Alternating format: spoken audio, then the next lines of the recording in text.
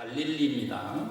갈릴리라고 하면 이스라엘 나라에서는 가난한 사람들이 또 병자들이 홈레스들이 바닷가에서 나는 물고기로 배를 채우려고 그렇게 살아가는 그 동네입니다. 갈릴리 그 주변에는 여러 작은 마을들이 산재에 있었는데 그 중에 가나라고 하는 곳에 혼인잔치가 벌어졌습니다. 아시다시피 결혼식이 있었고요. 이스라엘 나라는 결혼식 잔치를 벌이면 일주일 정도를 계속 잔치를 벌였습니다. 그럴 때에 이제 예수님도 계셨고 예수님의 생모인 마리아도 있었고 그리고 예수님의 제자들도 오늘 본문전에 불러가지고 함께 있었다는 거예요. 그런데 그 잔치집에서 가장 중요한 요소를 차지하고 있는 게 잔치에 기쁨을 더하고 흥을 돋우는 포도주였습니다. 여러분, 우리는 지금 현재 이제 술을 금하니까 포도주까지도 금해지고 있었습니다만은 이스라엘 나라의 그 사막 기후에서 갈릴리 호수 주변으로 요단강 주변으로 이렇게 포도나무 농사를 지어가지고 그 포도나무에 즙을 짜서 술로 만들어서 보관하면서 음료로 사용했다는 거예요.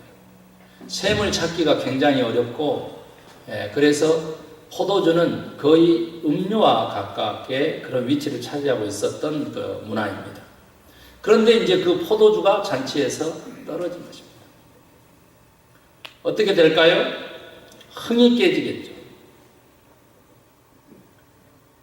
싸늘하게 뿔뿔이 흩어지는 그 찰나가 되겠죠. 어떤 사람은 취해 있었다면 술 더 가져오라고 고래고래 고함도 지르겠죠. 그런 상황 속에서 예수님의 어머니 마리아가 예수님에게 이릅니다. 포도주가 떨어졌다. 그러자 예수님이 말씀하시기를 여자여 그것이 나와 무슨 상관이 있습니까? 내 때가 아직 이르지 아니했습니다. 이렇게 대답을 합니다. 굉장히 건방지게 들리죠. 어머니라 해도 되는데 왜 그랬을까? 이것도 궁금할 것입니다.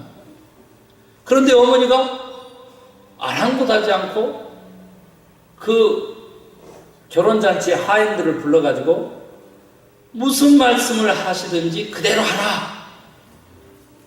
이 부탁을 하는 거예요. 그 예수님께서도 또 이런 방구도 없이 하인들에게 명령하기를 물 항아리에 물을 채우라. 여러분, 이 항아리는요 결례를 위한 항아리인데 어느 구조를 가지고 있냐면 집안 입구에 놓여 있는 40리터가 들어가는 큰 항아리, 정확하게는 39리터쯤 들어간다고 합니다. 큰 항아리. 이게 무슨 말이냐 그러면 흙먼지를 뒤집어 쓰고 걸어서 잔치집에 온 사람들이 손과 발을 닦을 수 있도록 예비된 결례를 위한 항아리, 그 물 항아리라는 거예요. 그런데 거기에 물을 채우라는 겁니다. 6 항아리나 채웠습니다. 6 항아리. 굉장한 분량입니다. 그리고는 예수님께서 그것을 떠다가 연회장에게 주어라. 이렇게 얘기를 합니다. 하인들이 아기까지 물을 가득 채웠다 그랬고 그것을 떠서 연회장에게 갖다 주었더니 연회장은 이것은 그 전부터 오래전부터 준비된 포도주인가 보다 하고는 잔치집에 참여한 많은 사람들에게 나눠줬다는 것이죠. 그러면서 얘기합니다. 주인을 불러서 많은 사람들이 잔치 시작할 때 좋은 포도주를 냈다가 이제 흥이 좀 돋아지고 술이 취해지면 나중에 나쁜 포도주를 꺼내오는 것이 관례인데 어떻게 이렇게 더 좋은 포도주를 남겨두었습니까? 갈수록 맛있는 포도주가 있군요. 이렇게 표현을 하는 거죠. 그 연회장은 알지를 못했지만은 하인들은 그걸 알았고 제자들이 결국에는 예수 그리스도를 믿게 됐다. 이 얘기가 오늘 본문의 이야기예요. 재밌죠? 네.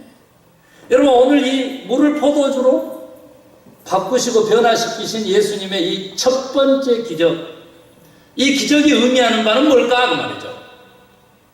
그동안 전통적인 해석으로는 예수 그리스도가 이제 드디어 내가 하나님의 아들인 것과 신비한 능력이 있는 것과 초자연적인 현상들을 나타내려고 하는 것, 이렇게 해석을 해왔습니다. 저는 아멘이고 동의합니다. 아멘은 그 말에 동의합니다. 진심으로 그렇게 되기를 바랍니다. 그런 같은 뜻을 가지고 있어요. 아멘이죠. 정말 예수 그리스도는 물을 포도주로 바꾸실 수 있는 위대한 하나님이셨습니다. 그의 능력만을 우리가 노래하고 찬양하고 그대로 끝내도 되느냐라고 하는 것입니다. 아닙니다. 예수님께서 첫 번째의 기적을 결혼식장에서 물을 포도주로 바꾸는 것으로 행하셨다라고 하는 것은 더 큰 의미가 있는데, 바로 하나님의 나라를 선포하셨던 분이 하나님의 나라를 실현하는 증표로 삼으셨다. 이 결혼식장은 한 남자와 한 여자가 하나가 되고 가정을 이뤄서 또 다른 자녀들을 생산하는 그 시작점의 잔치라는 거죠. 우리 믿는 사람들이 하나님과 만나서 언제까지 신랑과 예비신랑과 예비된 신부로서만 우리 교회가 존재해야 되느냐는 거죠. 아니죠. 결혼해야 되는 거예요. 하나님과 결혼한 관계처럼 그렇게 관계가 발전하고 하나가 돼야 되는 거예요. 아멘 하시기 바랍니다. 그냥 약혼식만 하고 이대로가 좋사오네, 그러면 결혼식 잔치에 참여할 수 없죠. 하나님의 나라를 실제로 실현하는 것을 예표한다는 거예요. 오늘 이 물을 포도주로 바꾼 놀라운 예수님의 첫 번째 기적은 그렇습니다. 그것을 우리 개인에게 적용을 해보면 무슨 메시지가 담겨있느냐 그러면, 삶의 의미를 잃어버리고 삶의 맛이 떨어져가는 그 찰나에 예수 그리스도를 찾고 어머니가 했던 것처럼 믿고 예수 그리스도에게 부탁하고 맡기면 우리들의 인생이 살만 나는 인생이 된다고 말입니다. 아멘 하시나요? 예수 만나면 내 삶의 의미가 있어진다. 어떤 의미가 있느냐? 어떤 의미가? 오늘 그것이 관건이에요.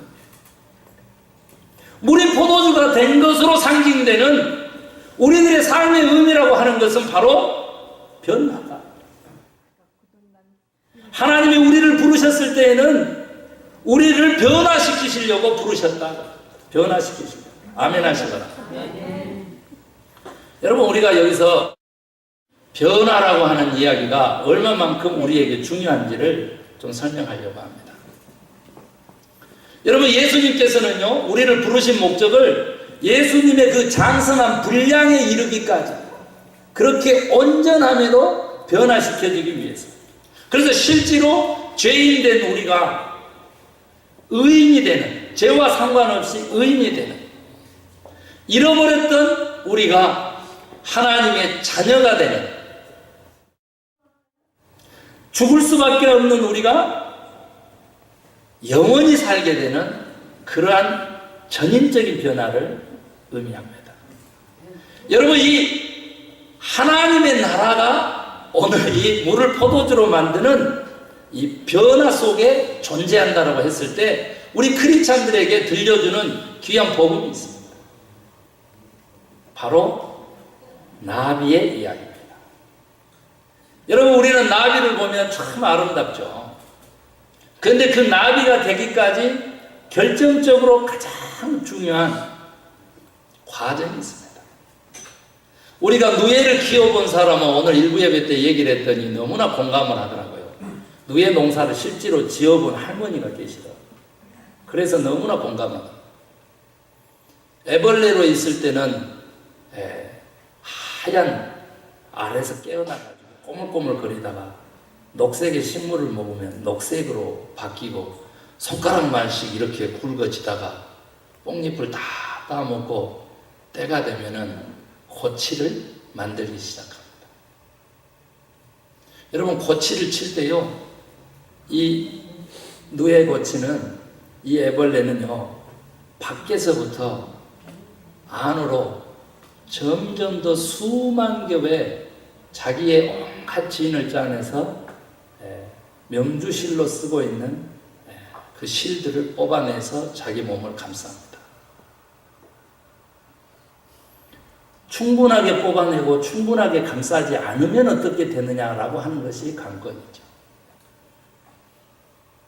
그리고는 그 안에서 따뜻한 열기 때문에 겨울이라고 하는 혹독한 추위를 견디는 그 과정 속에서 허물을 벗고 변화를 갖습니다. 사람들은 나비로 나오기 전에 이 대목을 쓴다고 합니다. 어떻게 해요? 구더기에서, 벌레에서 번데기로 바뀌었을 때 꺼내서 번데기 볶아먹고 그 고치집은 옷감을 만드는 실로 뽑아서 쓴다는 거죠. 그런데 만약에 우리가 손을 대지 않으면 어떻게 되느냐 그러면 번데기가 또 변화되어서 날개를 내고 더 몸을 작게 만든 후에 비로소 그 고치를 뚫고 나와서 나비가 된다고 합니다. 여러분, 우리 크리스찬들이 변화받고 하나님의 자녀로서 천국 백성으로 살아가는 과정이 이와 꼭 닮았습니다. 벌레맛도 못한 죄인, 이런 표현이 성경에도 나오지만은 애벌레처럼 기어다니는 존재, 꿈틀거리던 존재들이 고치라고 하는 이 교회 공동체를 통해 가지고 하늘을 나는 나비로 변화를 겪는 것입니다. 우리 교회라고 하는 것은 하늘나라의 모형으로서 오늘 이 잔치집에서 물이 포도주로 바뀐 것처럼 우리들의 죄된 벌레 같은 존재가 나비가 되는 그 과정에서 꼭 필요한 교회 공동체, 고치 같은 존재랍니다. 이 과정이 없이 결코 나비가 될 수 없고, 그렇게 조그마한 고치 구멍을 통해서 나온 그 나비는 창공을 날면서 자기 먹을 것을 취해서 점점 자라고 다시 알을 낳고 생명을 연속시키는 영성의 존재로 아름답게 화하는 것처럼 우리 크리스찬도 그렇게 변화되어 가고 그렇게 지음을 받았다는 것. 오늘날 많은 성도님들이 교회라고 하는 존재를 변화의 바로 그 고치의 현장으로 삼지 못하기 때문에, 여러분요, 온전한 열기, 온전한 고치를 짓지 못하면요, 자기 모든 것을 짜내서 튼튼하게 그 온기를 유지할 고치를 짓지 못하면요, 실제로 고치집을 열어보면 구더기 그 모양으로 그대로 있는 고치들을 발견한대요. 썽썽해 보였는데 색깔이 변해서, 고치 색깔이 변해서 안을 살펴봤더니 번데기 상태로 그대로 죽어있는 고치도 발견한답니다.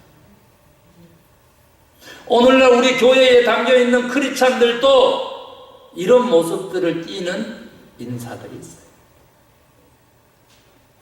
여러분, 이 변화를 위해서 고치가 교회라고 하는 것, 우리가 그것을 인식할 때 한 가지 더 얘기를 해보면, 여러분, 계란이 병아리로 부화하려면 며칠이 필요할까요? 21일이 필요합니다.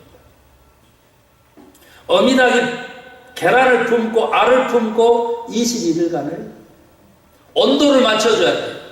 36도에서 38도. 그런데 부화하기 바로 전에는 42도까지 스스로 계란의 온도를 높입니다. 암탉이요, 그 계란을 품고 자기 소명을 다하지 못하면 어떻게 되느냐 그랬더니 썩어버리고 말입니다. 온도가 일정하지 않으면 암탉이 조금만 바람을 피워도 눈을 다른 곳으로 돌리고 제대로 품지 않는 순간 온도가 맞지 않아서 썩어버리고 말이죠. 여러분, 특별히 또 21일이 되면 참되고 건강한 병아리는 어떻게 태어나느냐 그러면 자기 스스로 껍질을 쪼고 울음소리를 내며 숨을 쉬며 껍질을 부수고 나옵니다.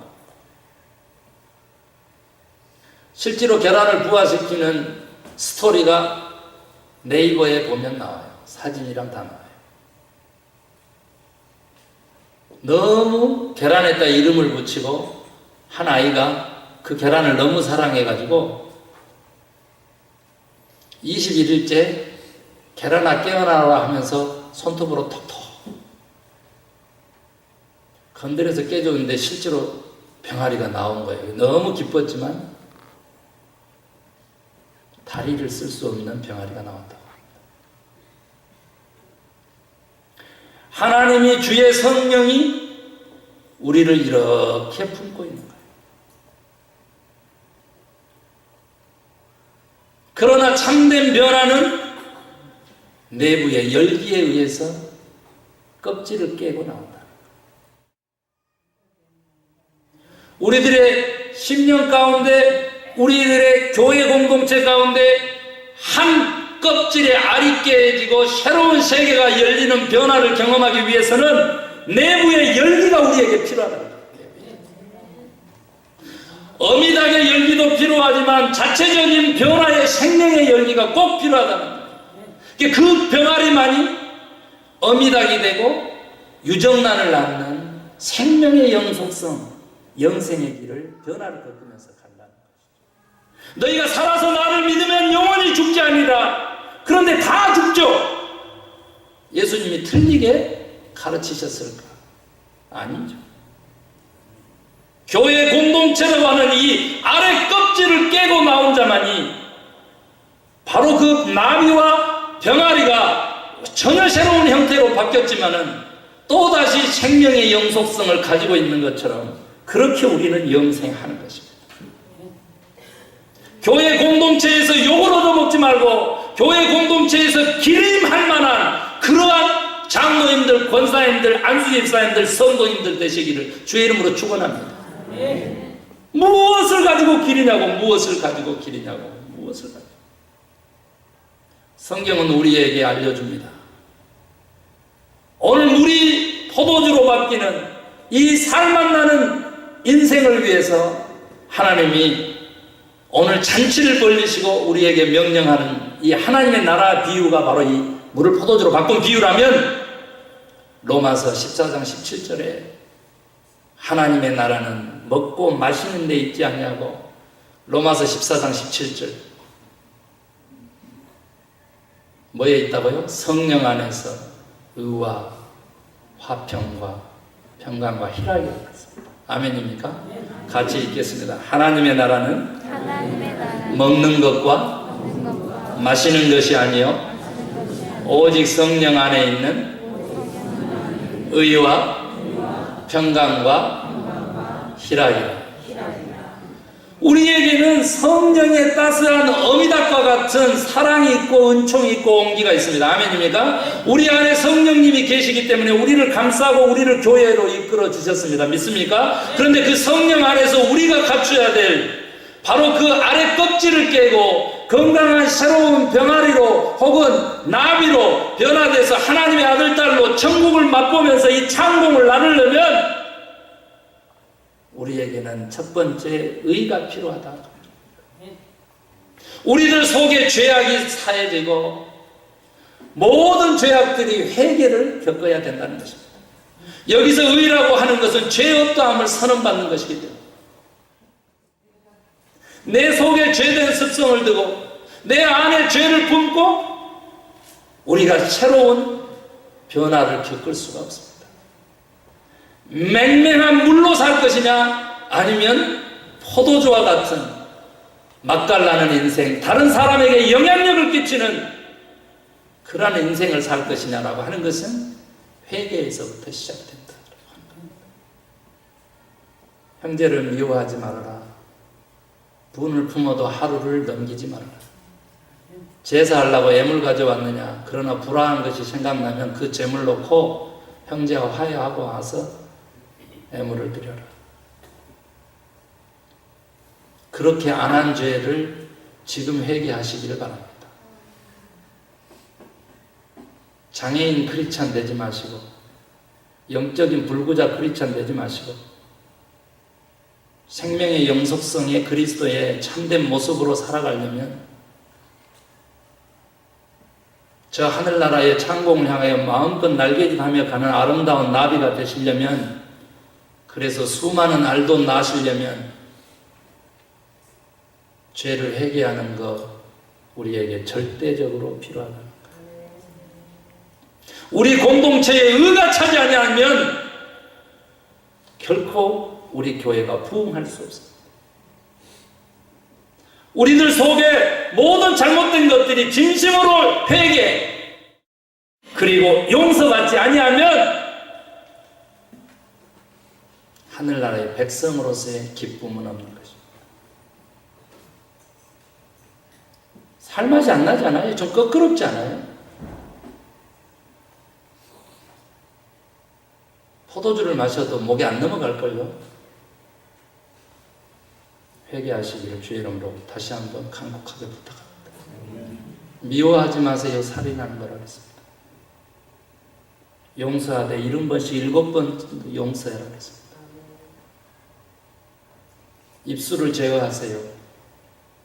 내 귀에 들린 대로 내게 행하리라고 하신 여호와의 말씀이 있습니다. 좋은 얘기 하시고 칭찬하는 사랑의 언어를 가지고 사랑받으시기를 주의 이름으로 축원합니다. 두 번째는 평강이라고 했습니다. 평강이 어떻게 임하는 것입니까? 하나님과 화목함으로, 이웃과 화목함으로 평강을 누립니다. 아멘 하시기 바랍니다. 십자가 지시고 돌아가셔서 부활하시고 첫 마디가 카이라죠. 평안하뇨. 예수님이 오실 때도 하늘엔 영광 땅에는 기뻐하심을 입은 자 가운데 평안하다. 어떤 사람을 보는데 나에게 평강이 없죠. 그러면 내 속에 미움이 있다는 뜻입니다. 살인자. 평화를 위해서 화목해 하는 사역을 감당하려면 지지난주 주일날 말씀 주신 대로 자기 자신을 겸손하게 낮춰야 합니다. 자기를 부인해 본 적이 한 번도 없고 자기 중심성을 한 번도 벗어나지 않는 자가 그리스도를 입에 올리면 죄악입니다. 사랑은 희생을 먹고 자랍니다. 겸손은 나보다 다른 사람을 조금 더 생각해 주는 것입니다. 자기를 부인하지 않고 그리스도를 따를 수 있는 자는 한 사람도 없습니다. 진짜 구원 받을 거요. 진짜 믿는 거요. 진짜 천국 갈 거요. 진짜 영생할 거요. 그렇게 물어보고 싶어요. 우리의 때는 오늘 예수님처럼 내 때가 아니다 한 것처럼 우리가 계산할 수 없습니다. 오늘 이 문을 나가는 순간 어떻게 될지 모르는 존재들입니다. 겁주려고 그런 게 아니에요. 저는 사랑하는 사람들을 떠나보낸 경험이 있기 때문에 순간 찰나의 삶을 사는데 오늘 화해하고 오늘 용서하고 오늘 화목해서 오늘 내가 누려야 될 평강을 내일로 미루는 어리석음을 벗어나서 내 안에서 평강이 충만하게 됨으로 변화를 받을 수 있기를 주의 이름으로 축원합니다. 마지막에 희락이거든요. 기쁨이 있느냐는 것입니다.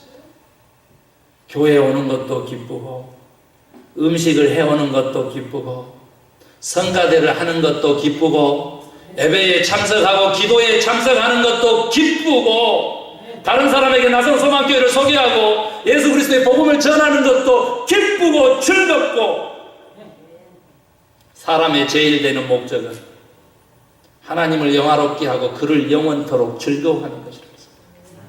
많은 사람들이 하나님께 영광 돌리기 위해서 분주한데 그것만이 목적이 아니고 인생의 참된 목적은 예수 그리스도로 즐거움을 삼는 것입니다. 목사님하고 함께 있으니 내가 기뻐요. 내가 집사님하고 함께 성경 공부하니까 내가 막 행복해서 아이고 살겠네. 여러분 그런 경험 한번 해본 적 있으세요? 희락이거든요. 기쁨이 없는 인생은 저주입니다. 행복하지 않는 삶이 어디로부터 오는 것입니까? 성경은 우리에게 가르쳐 줍니다. 그것은 돈을 사랑함이 일만하게 뿌리고 행복하지 못하는 모든 것들은 욕심에서 비롯됩니다. 사랑하는 성도 여러분, 오늘 우리 변화받아요. 죄를 회개하고 의를 추구하고 경건한 삶과 거룩한 삶을 결단하는 의의 충만으로 변화받으실 수 있기를 주의 이름으로 축원합니다. 다른 사람하고 화목해하는 사역을 통해서 내가 오늘도 평강으로 충만함으로써 변화받을 수 있기를 주의 이름으로 축원합니다. 무슨 일을 하든지 기쁨으로 자발적으로 주님과의 그 관계 하나만을 만족하면서 살아가다 보면 하나님의 성령 안에서의 그 축복이 있다. 그 은혜가 넘친다. 그 능력이 우리의 삶을 휘감게 된다는 거예요. 내가 일하지 않아도 먹고 사는 그 축복 지금 받아 누리고 살고 있잖아. 그러나 그 대신에 수많은 사람들이 나의 그 일하지 않고 먹고 사는 축복을 위해서 땀을 쏟고 일하고 있다는 사실을 잊지 말아야 돼. 우리 교회 내에서도 마찬가지. 내가 편하게 앉는 이 의자는 2시간 전에 와가지고 이 의자를 펴는 사람들이 있다는 거예요. 오늘 미국 땅에서 내가 배부르며 오히려 많이 먹어가지고 다이어트하는 내 삶은, 좋은 것 쫓아내기는 미식가의 삶은 4초마다 한 명씩 고파서 죽어가는 어린 생명의 값이라는 거예요. 시간을 아끼고 때를 아끼고. 예수님이 오늘 내 때가 아니라 그랬는데요, 어머니가 때를 앞당겨 불러왔던 믿음이 있었어요. 제자들은 물이 포도주 된 것을 보고요, 비로소 우리가 따르는 이 스승이 참된 하나님이시고 메시아구나라고 하는 구세주로 믿음이 있었다고 마지막 전해진 거예요. 사랑하는 성도 여러분, 우리 변화받아요. 그래서 우리를 감싸고 있는 이 세계를 좀 한 번쯤 우리 스스로 깨뜨리고 나와서 창공을 한번 날아가요. 평강과 기쁨 누리실 수 있기를 주의 이름으로 간곡히 사모하며 축원합니다.